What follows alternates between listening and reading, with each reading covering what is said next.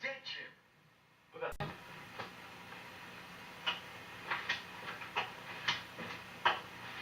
Alright, that's the end of the video.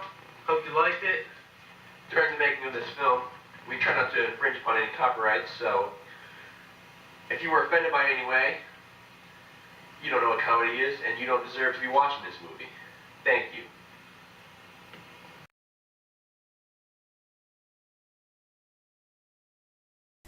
And welcome back, everybody, to week 12 of 2016. This is the beginning of cycle number 3.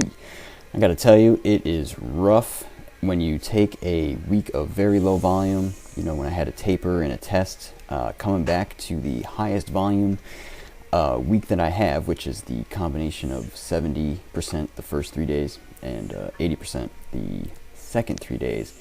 Man, it is kicking my butt, I gotta tell you. A couple quick things regarding last week's video to cover real quick before moving on. The second attempt on the OHP, I had labeled it and I had said that it was 127.5. It actually was not. It was 130 because second attempts I usually like to get a tiny record on the board before going for kind of my best case scenario attempt on number 3. So that's that. And the other thing, remember the steak? It was delicious. Mostly because, it was a steak that I had earned, you know what I mean? It was fantastic. Got a couple new items this training cycle to tell you about. The first one you can see right here on the screen. I have switched the strict overhead press to sets of 3, doing a grand total of 10 sets because 10 times 3 is the same as 6 times 5, so it's still the same amount of repetitions. Arithmetic is fun.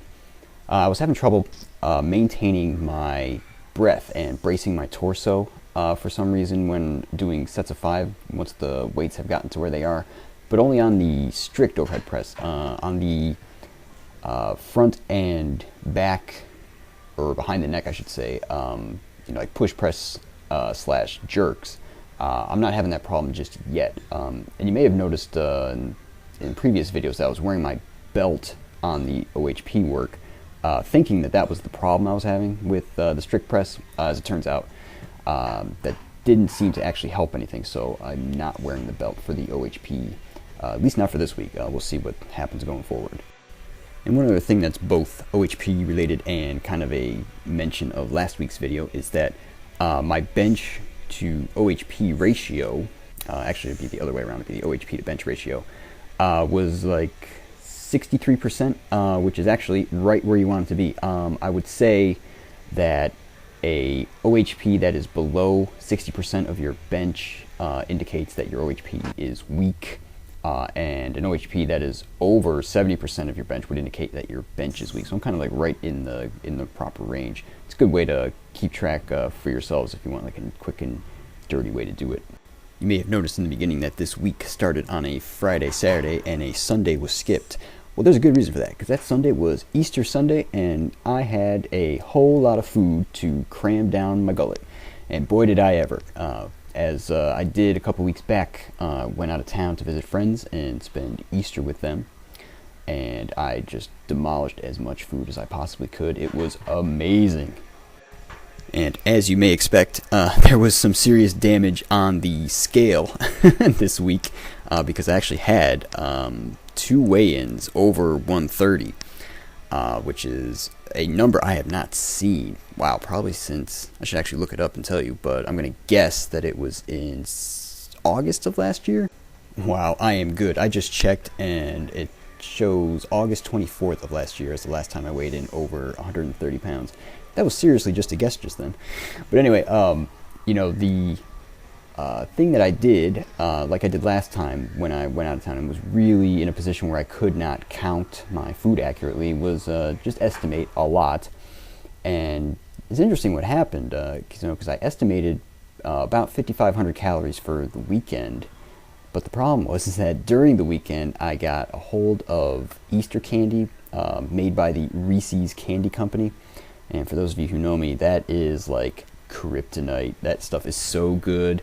And once I got the taste of it, man, even though I was supposedly done, with the, you know, grubbing. Monday and Tuesday, I was just murdering the Reese's stuff that was in the candy bowls that are around my office, which is just another issue. But even though it was definitely not what I had in mind, I certainly enjoyed the feasting on the deliciousness, and I think I've got things back under control now. But let me tell you, man, you get that taste, and it's just brutal.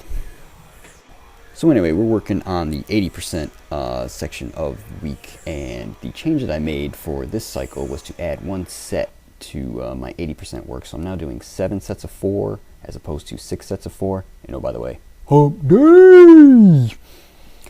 As you may remember, I'm trying to equate the volume, but very slowly, between all of the 90%, the 80%, and the 70% sessions. The 80% needs to be at 8 sets of 4 to equate to 70% at 6 sets of 6. And the 90% has stayed the same at 8, but that eventually needs to get up to, I think, 14. Right now you may be asking yourself, what is that orangey resistance band doing on the rack? Well, as I've mentioned, I'm doing 7 sets of 80% and also doing 8 sets on 90% days, and the rest periods are quite long, and so I needed something to do in the meantime. So I decided to do some rotator cuff work.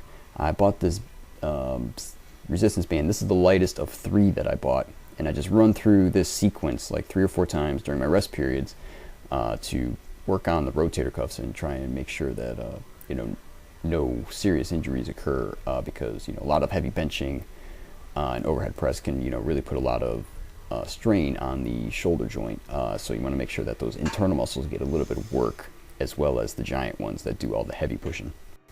And getting back to the Easter carnage, like I said, I had budgeted like 5,500 calories for the time I was there, but when the Monday and Tuesday unplanned delicious fests happened, I ended up estimating an extra 1,000 for each of those 2 days. So in the metabolic update screen, you're going to see that it looks like I only ate 1,700 per day, because that's all I actually was able to count, and the rest is the estimated 7,700 calories, because that's like 1,100 a day, and I was right around 2,850 for this week. And as it turns out, I actually forgot to film Thursday's incline volume work, so I'm just going to sign off now with mother dodeca mother. Catch you guys next week. Bye. And the volume update for this week, we're comparing the current week 12 to week 9, because that was the most recent 70-80 week. You can see we're up from there, mostly due to the fact that there's an extra set of the 80% this time as opposed to last time. Volume for the year is now at 1.375 million pounds. That's awesome. Next big target actually going to be 2.2 million, because that's going to be 1 million kilograms. And now that I think about it, 1 million kilograms is actually a gigagram. Cool. Well, anyway, warm up and stretching and all that good stuff this week. Did the metabolic health as best as I could, though I'm pretty sure that I'm, you know, within range on that. 10K chin-ups, we're making progress, almost at 2,700. Injuries, I'm not going to say I have an injury, but I got a little something going on in my upper right pec. I'm not sure what it is, and oddly enough, I feel it mostly during chin-ups. Weird. So I'm going to monitor that, but it's not horrible at the moment. And as you know, the metabolic update, yeah, there was serious damage done to the scale. But that should be coming back down next week, I would suspect. And next week we are going to be on the big round number of 2,900 calories per day. That's awesome. Take care, guys.